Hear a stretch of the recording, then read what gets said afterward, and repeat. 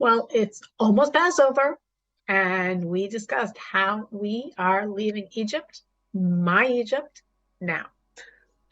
3,335 years ago was the first Passover, the first Pesach. Our people, not only our people, us, we were there. We are all reincarnations of the people that left. We were liberated from Egyptian bondage. We were 210 years in Egypt. 116 of those years we were slaves, 115, 116.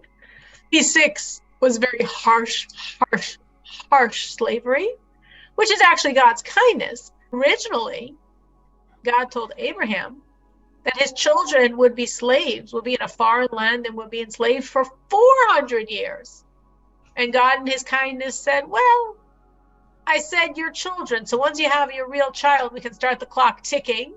So 30 years after that covenant, Abraham was 70 by that covenant. And 30 years later, when his real child, his spiritual heir, the father, continuing the line of the Jewish people, Yitzchak, Isaac, was born when Abraham was 100, 30 years after the original covenant.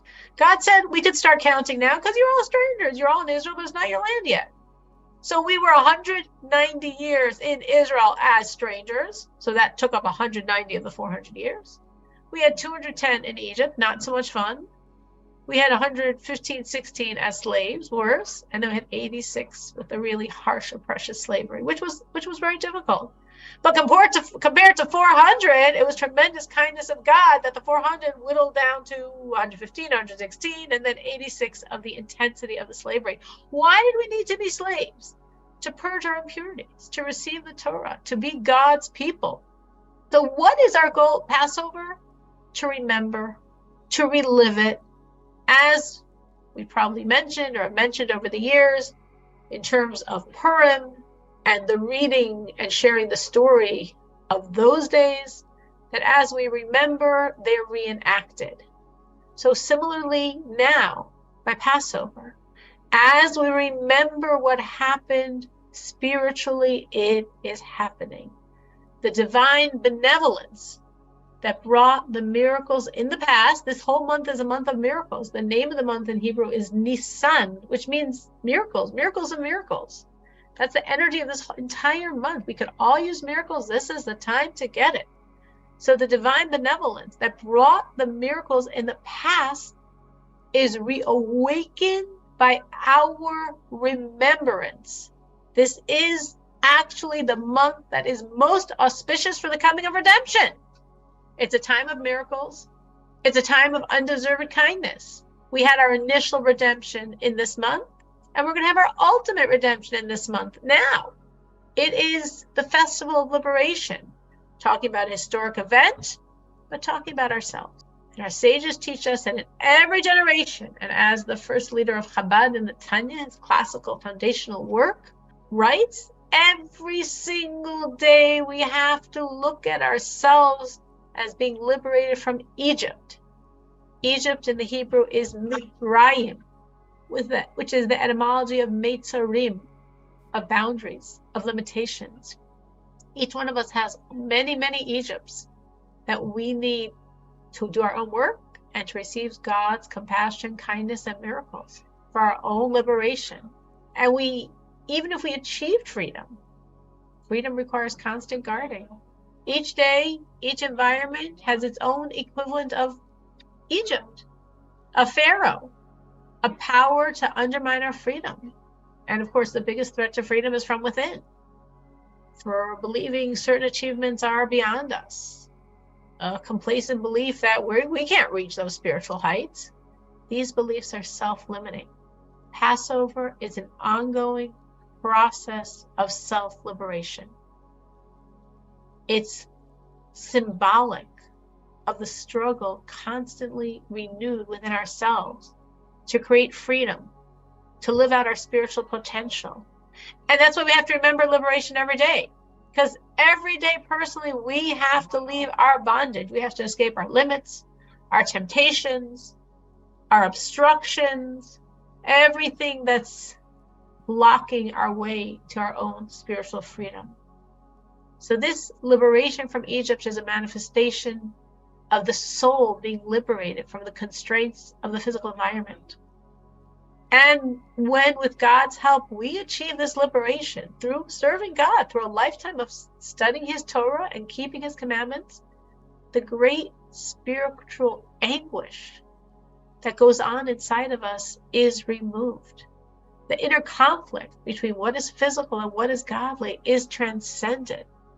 And then we have real freedom, serenity, harmony, which is the prelude to the freedom and peace the entire world will experience with Mashiach now. So the bottom line of all that, and I doubt I said anything new and anything you didn't know, but just trying to tie it all together, the bottom line is we have to get out of our Egypt. We're supposed to get out every day, for sure this month, for sure this upcoming week of Passover that starts this Wednesday night. So I thought it would be very appropriate to plan ahead and understand, what Egypt am I leaving this Passover? Because when you know what Egypt you're leaving, and especially if you think a little bit about how you're going to leave it, it's a lot easier to get out. So anyone has any thoughts on what Egypt they would like to leave this Passover?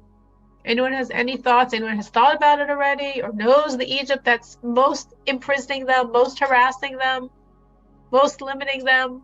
I've been trying to think myself, to be honest. I keep thinking about it, like, okay, Passover, I want to get out. I want freedom. So I just have to think, which freedom am I going for? Because I don't want to waste the opportunity. I don't want to say, oh, it was a beautiful holiday. We made lots of food. We ate lots of food. We enjoyed family. All that is true. We are making lots of food. We will eat lots of food. We will enjoy family. But there's something much deeper going on. It's the potential of liberation, getting out, getting free. And if that's the potential, I want it. So anyone has any thoughts on what they want to achieve over this Passover, or this extending it to the end of this month? That was the reason I wanted to be in this class today. I want to know which Egypt I can get out. So you pushed, even though you have a lot of cooking, you said, no, I'm going to get some insight into which Egypt I'm leaving. And I'm turning the tables and saying, Rachel, tell me.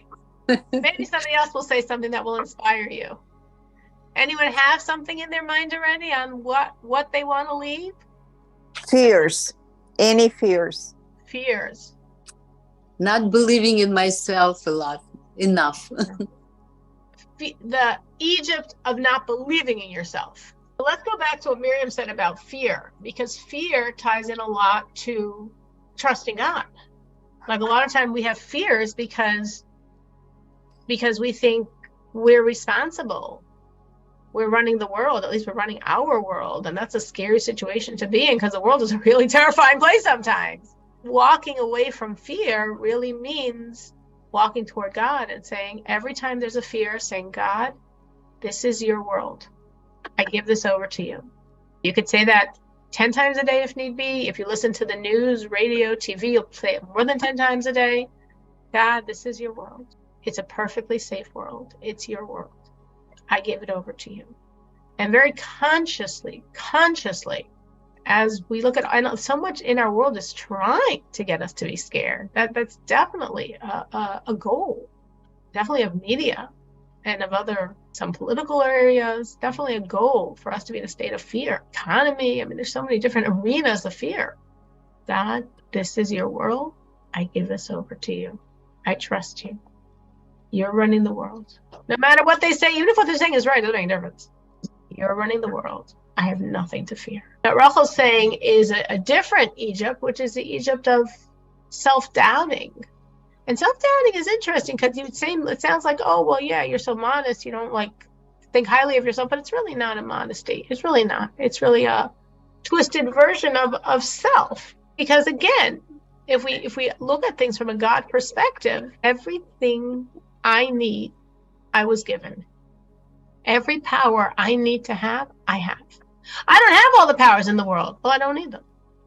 There are many things I can't do because that's not my soul's mission. That's not the trajectory of my life. I don't need many of those gifts that I wished I would have as a child but never had, because that's not what I need to fulfill my mission. But whatever I need, I have. I have all the resources to do exactly what I'm in this world to do. So when I'm in a situation and feeling uncertain and insecure, and it honestly goes back to saying, wait, so God made a mistake? He didn't give me the tools I need? He didn't give me the resources I need? No, God gave me everything I need. Trust him and trust that you have it. And yes, you have to unpack it, you have to open it up, you have to utilize it. But the first foundation is you have it. Whatever you need, you're given. Whatever talent, whatever ability, whatever strength you need, you possess. Now we have to use it. But again, how do I know I possess it all? Because God doesn't mess up. He put me in my life. He knows exactly what I need to succeed in my life, and that's what he gave me. Yeah, but it'd be so nice if I could sing. Yeah, it'd be nice. But obviously you don't need to, and therefore you can't. But what you need, you have. Well, you have the potential, and God wants you to develop it. He does that too. Anyone else? Any other thoughts and plans on the Egypt they are going to leave this Passover? I think I might want to get out of not, I don't know exactly how to phrase it as the bondage, but the bondage is not always being in a state of joy. Because when we're with God, we're in a state of joy. And when life wears away at us, it's funny, I finished most of my taxes on Sunday. I do for my mother-in-law, a few of my children. I have a little bit left over for after Passover, but I'm not worried. Not a big deal. And I had such joy looking at all those neatly sealed envelopes on my table. Such joy, such an accomplishment. Oh, wow, what a thrill. And that's what we're always supposed to be feeling. The joy, the thrill. We're Jews. We're a piece of God. We have the ability to serve him. Life is thrilling. Not only we see the neat envelopes, even with the right number of stamps, as my husband said, oh, there's a 3, there's a 2, there's a 1. I'm like, yeah. Depends how many pieces of paper in that envelope. Depends how complicated it was. But we do have so much. Just again, I'm a piece of God. I'm with God. He's in my life. I have the ability to connect to him. I know how. I will anytime I want. Study, do, serve. At my fingertips, me and God being one. And sometimes just thinking, well, God must have joy in what you're doing. When we think about God having joy with what you're doing, that's a big push for you to feel happy, that you're doing something that's making God happy. So it should be simpler than it is. But I think that might be the Egypt. I've been contemplating a few. That might be the Egypt I am leaving this Passover. Anyone else? Cyril, I wanted to say about working on joy. I did realize that I don't think I can work on being constantly joyous. So what I try to do is when I am performing a mitzvah, I think about joy. That's nice. That's a good stepping stone. That's a very good Egypt to get out of. So that's what I'm consciously trying. So when I'm saying brucha on food, or after I eat, I infuse it with real love, trying with gratitude and joy. So that's what I'm doing for joy. That sounds great. Maybe somebody might want to escape this Passover, the enslavement to the media and technology. That's a good one that a lot of people find themselves enslaved with. I have lately been trying to have this control of only opening my phone at a certain hour, and from that point I look at it and then I have to shut it for another hour and a half. I can look at it an hour and a half later, check my messages, respond, shut it again for another hour and a half. It's a nice sense of freedom. It really actually feels like freedom, because that's a enslavement that a lot of us might find ourselves under. But I liked what Miriam said about fear, because I think fear is an enslavement that a lot of us are under also. And I think also that's something that's really worth thinking, what's triggering the fear and escaping it, because we shouldn't be fearful. We're God's children. God runs the world. It's his world. Despite, again, what all the media is trying to tell us. We're safe. We're safe. We're in God's very safe hands. Anyone else have any other ideas of an Egypt they would like to leave this year? Talking about fear, I think what I said also part being afraid of not doing good enough, not doing enough. Maybe I'm missing something. Maybe there is something I can do better. And that is I hear you, and that is a manifestation of fear, and that's in Egypt, and that's honestly the evil inclination. Dressed in very beautiful clothing, like, oh, maybe I'm not spiritually good enough, I'm not religious enough, I'm not doing right to other people, to myself, to my spouse. But any emotion that makes us feel bad is not coming from a godly place. If emotion makes me fearful, it's not coming from a good place, no matter how holy it sounds. If emotion makes me worried, depressed, feel bad about myself, any feeling that leads to that end is not coming from a good place.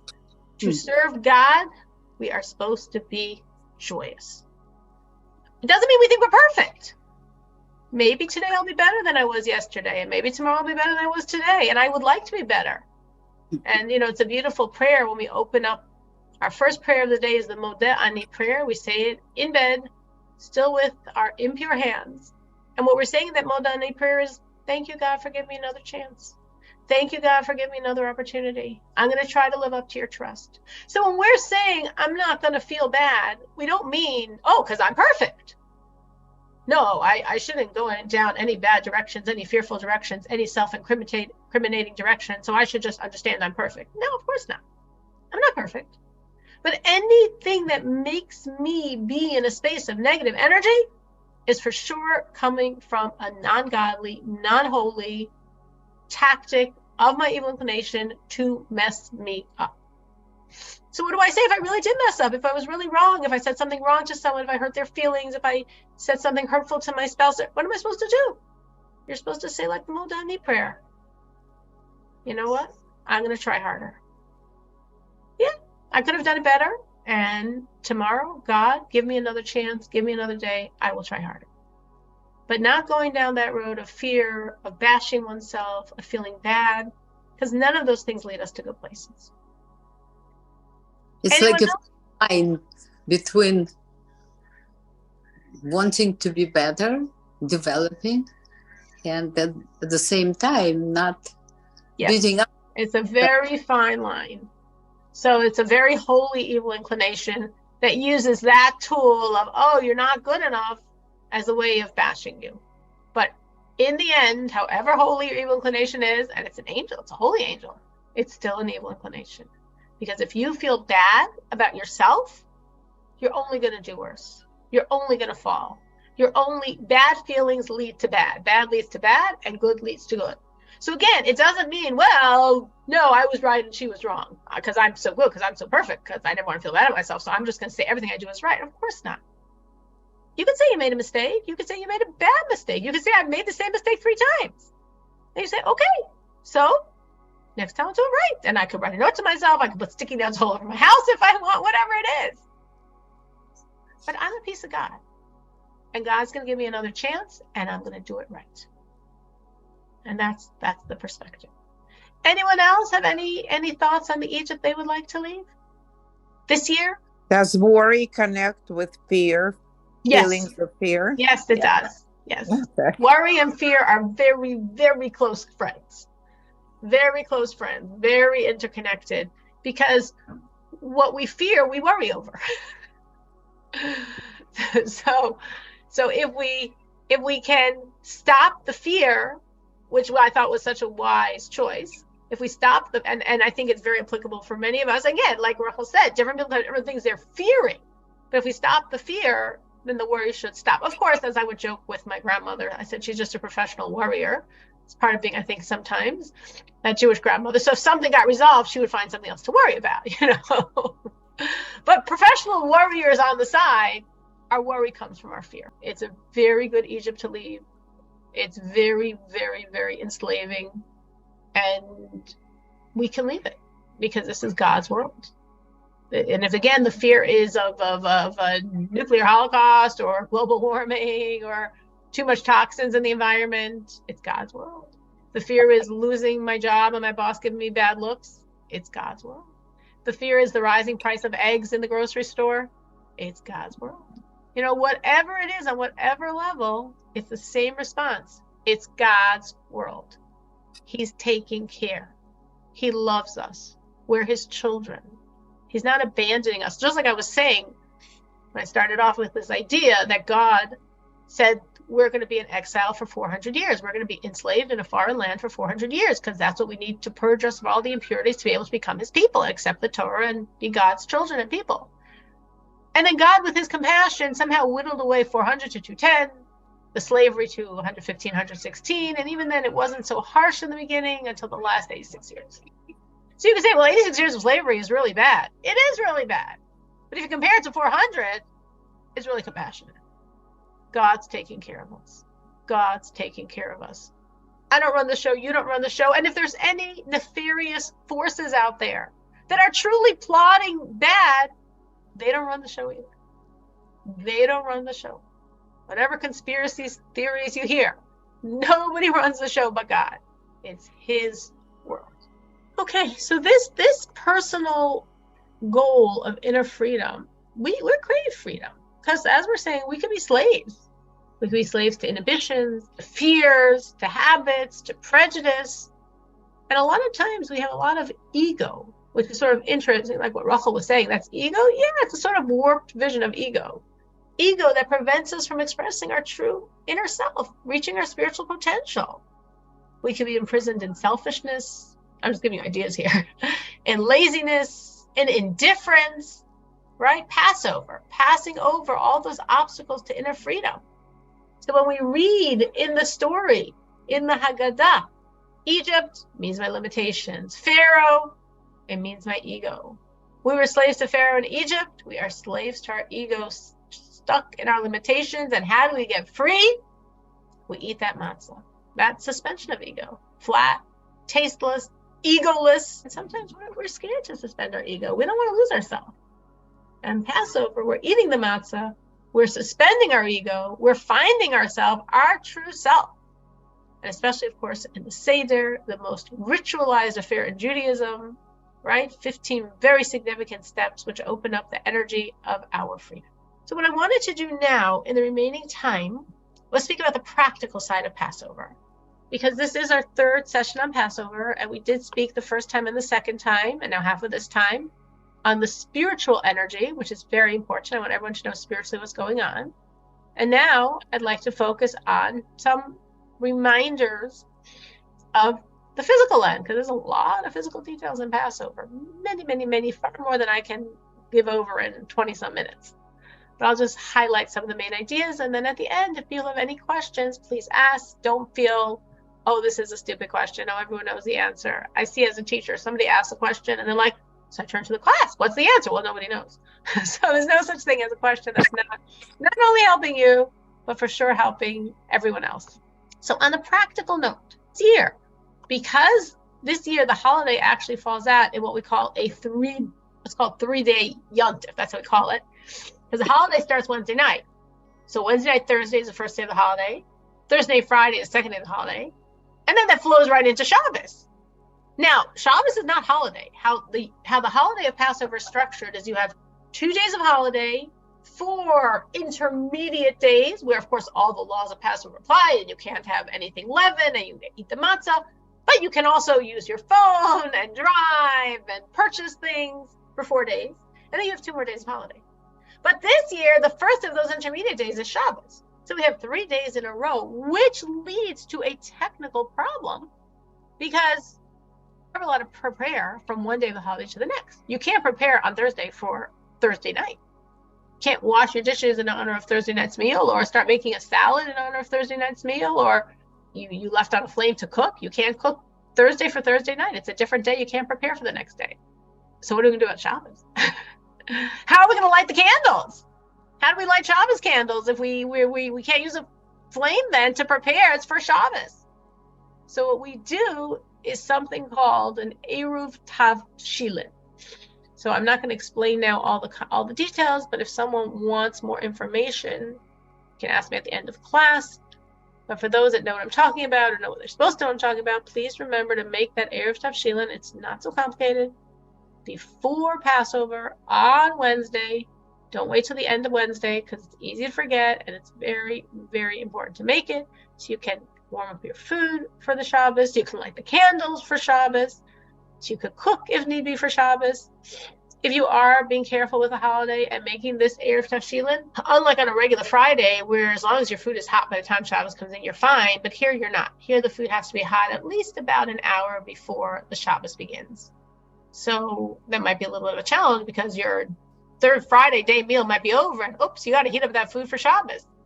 Yes, you do, especially if you have a very small flame that you're heating it on, because the food has to be hot about an hour before Shabbos. From Wednesday, this Wednesday, today's Monday night. Yes, it's happening really soon. Amazing, because you prepare for this holiday for weeks. You shop for it for weeks. You clean for it. You make your home kosher for Passover. You cook, and then it's actually starting. So it actually is this Wednesday. Now, even though the holiday starts Wednesday night, but we stop eating leaven earlier. Very important. It is a tremendous transgression to eat anything leavened during the week of Passover, and that starts from Wednesday, from the eve of Passover. So I'm just giving obviously Chicago times here, 10:30 in the morning, Wednesday. Don't have any more leaven or anything forbidden to be eaten on Passover. So you might not think of it as leaven, but if you can't eat it on Passover, you can't eat it from 10:30 Wednesday. So obviously no bread or cake or cookies, anything from the 5 types of grain, wheat, barley, oats, rye, spelt, alcohol, and myriads of other foods. So from Wednesday 10:30, we do not have anything that you can't have on Passover. We are supposed to burn the leaven the night before, Tuesday night, which is tomorrow night. We search for the leaven, and we actually put out 10 pieces of bread wrapped up very carefully because we definitely don't want crumbs in our house. So we have 10 pieces of bread and anything else we might find. Very often in my house, we might find things. It all gets burnt Wednesday morning, and it must be burnt before 11:35. Now, on Tuesday night, after we search, and even more significantly on Wednesday, after we burn, there's a passage to say. I say a passage. It's like a line and a half. It's very important. It's so important for people to understand it that it's actually in Aramaic. Because in the days of the sages, that was the language everyone knew. If you don't understand the Aramaic, do it in English, do it in Russian. You must know what you're saying, and you are basically nullifying any leaven products. You don't know them, you don't see them, you don't own them, they're not yours. So we say it Tuesday night after the search for the leaven, and we say it, which is after dark tomorrow night, and we say it Wednesday morning before 11:35, and it's very important to say it. It's very important to understand it, so say it in another language if Aramaic you don't know. The holiday begins Wednesday night, even though I said from 10:30 Wednesday you cannot eat anything forbidden on the holiday, but the holiday begins Wednesday night with the lighting of the candles, the blessings for the holiday, and the Shechianu blessing as we make every holiday. The first 2 nights, Wednesday night and Thursday night, is a Seder. I sincerely hope everyone has a Seder they are going to. If you do not, let me know. I actually had someone that reached out to me and said she'd love to invite someone for her to the Seder. I know a number of people that would love to have people stay there. So I could have many people set up. I am not in Chicago. So I unfortunately cannot host, but I know many people that can. So very, very special. Again, this is the most ancient ritual that still exists. Unbroken chain over 3,300 years. Us and all of our previous lifetimes, all of our ancestors have been having a Seder. 2 Seders, Wednesday night and Thursday night. And again, if you would like to experience the Seder, WhatsApp me afterwards, direct message me, and I will be very happy to set you up by a Seder. If you are making your own Seder, ideally, you should not start Wednesday night Seder before 7:56, and you should not start Thursday night Seder before 8:07. Again, it's late, but unlike anything else, really, we cannot start it early. There are many Jews that not in the winter when it gets dark very early, but once the days are a bit longer, they what we call bring in Shabbos or bring in the holiday early. They don't want to eat their meal at 9 o'clock at night. So they'll make it Shabbos earlier, make it the holiday earlier. Totally acceptable, but not on Passover. We have to have both Seder literally after night. That's just part of what we have to do. So therefore, this first Seder Wednesday night cannot start before 7:56 and the second one before 8:07.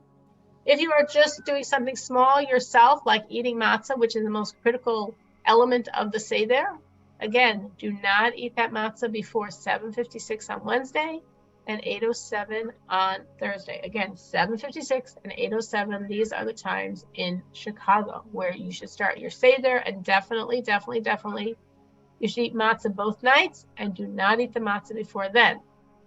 So this Seder, as we said, is passed down over 3,300 years, which means over 100 generations. All of your ancestors experienced the Seder. We talk about the history, the spirituality. We taste it, we eat it, the bitter herbs, the slavery, the matzah, the wine, the liberation, the special Seder plate that we discussed extensively last week, the 3 matzahs, as we discussed last week. I will remind you, if there's anyone here that did not yet get their shmura matzah, you live in Chicago, you can buy it. Handmade shmura matzah. Jewel, I assume Hungarians, or whatever it's called now, Sarah's Tent, Mariano's. Handmade shmura matzah. It's in your grocery store. I hope you already bought it. Yes, you can show me with your thumbs. We already have it. We are not waiting last minute for some rush in the store. You bought, yes, Bella bought her handmade shmura matzah. Make sure you buy your handmade shmura matzah. Who else bought it already? Show me with your fingers. With your thumbs up. Yes, Rachel already got hers. I can see all these thumbs up popping here. Rivka already got hers. Okay, ladies, if you didn't get it yet, go to the store. Get handmade shmura matzah for both Seders, Wednesday night and Thursday night. Really important. We discussed this last week. This is the most critical element. If it's hard for you to eat a lot of matzah, at least eat about a half of a shmura matzah each night. So if it's you and your husband and 2 children, you want to still have 3 matzahs because we have 3 matzahs by our Seder, but you're between the 4 of you, you're going to consume 2 matzahs. Then you need another 2 for the second night, but you really need 3 because you need 3 matzahs by each Seder. Handmade shmura matzah, a pound gives you about 8, so you will be fine. As we spoke last week extensively, eating matzah is eating belief, especially at the Seder, especially the last time we eat matzah 3 times by the Seder itself and with the sandwich and the dessert of the meal. That dessert of the meal is the most holy spiritual time, but they're all important. We're eating belief. We said the second night we're eating health. All 3 of the times, alone, in the sandwich, and the afikomen at dessert of the meal. Keep it in mind you're eating belief. Keep it in mind you're eating health. And the whole week, not just the Seder, but especially the Seder, you're eating belief. Eat and eat and eat. It's worth it. And besides what you can eat is what you can't eat. No, as we call it, chametz. Chametz means anything leavened. No bread, no cake, no crackers, no cookies, no alcohol, no grain-based anything, perfume, vinegar, many things from Wednesday morning until a week and a day later. It's an 8-day holiday. Thursday night, April 13th, after 8:15 in the evening. So if you have a really big craving for bread, enjoy it today. Enjoy it tomorrow. Do not enjoy it from Wednesday. Until the following Thursday night, April 13th, 8:15 in the evening. It is a huge transgression. And therefore, it's very important to sell whatever leaven you have to a non-Jew, because not only you're not allowed to eat it, not only you're not allowed to see it, anything that's yours personally, you're not allowed to own it. So you can say, oh my gosh, what am I supposed to do with all those boxes of noodles in my cabinet? All that flour. What am I supposed to do with that? We sell it. Oh, that's simple. I have lots of non-Jews I know. I'll sell it to them. No, it is a very complicated legal transaction. So you can't go to that nice, friendly non-Jew and ask them to buy it from you. my husband is offering you a real deal for free for this service. Just WhatsApp me or text me your name, your spouse's name, your address at home. If you keep food at work, your address at work, your car, you have a summer home, anywhere you have leavened food or anything like that. Any address you send me, that will be sold for the duration of the holiday and bought back as soon as the holiday is over. Again, your name, your spouse's name, all the details. I will take care of it for you to prevent a major biblical transgression. So again, you can't eat it. You can't see it. Obviously, if you walk in the streets or you go shopping in the grocery store, you'll see it, but it's not yours, so it's not the same. But if it's yours, you can't see it. Meaning, let's say you have those boxes of noodles and you know you can't eat them over Passover. And you know you sold them, but you also can't see them. So if you take, you can take all those stuff, put it in one cabinet and put a piece of tape over it. Sold for Passover. I can't eat it. I can't own it. And I can't even see it. So what am I supposed to eat for a week? For 8 days? What am I supposed to eat? Food specially marked for Passover. If it doesn't say kosher for Passover, don't get it. Even if it seems so innocuous, like a drink. What could be the problem? It's a drink. It's not a grain. It's not alcohol. It's a soda. It's a soft drink. It's a fruit juice. What could be the problem? But nowadays, with today's processing, nothing is simple. Everything's very complex, very, very convoluted. You don't even want to know all the processing that goes into the food you eat. And there's myriads of reasons why very innocuously looking food is not kosher for Passover. We need to clean the whole house, especially the kitchen, from all leaven. Remove or close up and lock any leaven. And as we said, Tuesday night, tomorrow night, we ritually check. We have to make kosher, even if you have a kosher kitchen. You have to make it kosher from regular to Passover. And then we put in all the kosher for Passover supplies. Also remember, on the last day, on Thursday, the last day of Passover, which means not this week Thursday, but in a week on Thursday, is the special Yizkor prayer. You light the candle before. You have the prayer for any parents or anyone else in your life that you want to pray for that have passed away, and you want them to also benefit from the holiday. Now, the last day of the holiday is actually the culmination of the holiday. People think,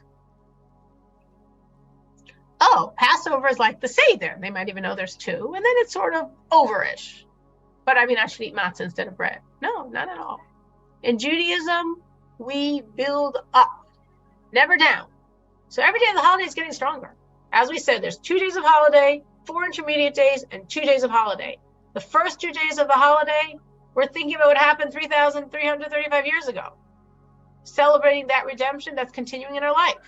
The last 2 days, we're already celebrating the ultimate redemption with Mashiach. And as we see, the Haftarah portion we read in synagogue, the Haftarah, on the last day of Passover is all about redemption. It's actually one of the most beautiful and famous prophecies of Isaiah, of Yeshaya, about Mashiach, about redemption, is the Haftarah of that day, because then the energy of Mashiach is shining. There is no day that is more auspicious for the coming of Mashiach than the final day of Passover, next week, Thursday. It is the most auspicious day. It is literally the day of Mashiach. And therefore, we have a custom that originated with the Baal Shem Tov some 200 years ago, that we culminate the holiday with a Mashiach meal. Mashiach is so real. It's so tangible. We're making it physical. We have matzah, like we have by our Seder. We have 4 cups of wine, or you can have grape juice, like we have by our Seder. And we're celebrating. It's celebration. It's anticipation. We want to carry over the Passover holiday with Mashiach to flavor all the coming days with the energy of redemption.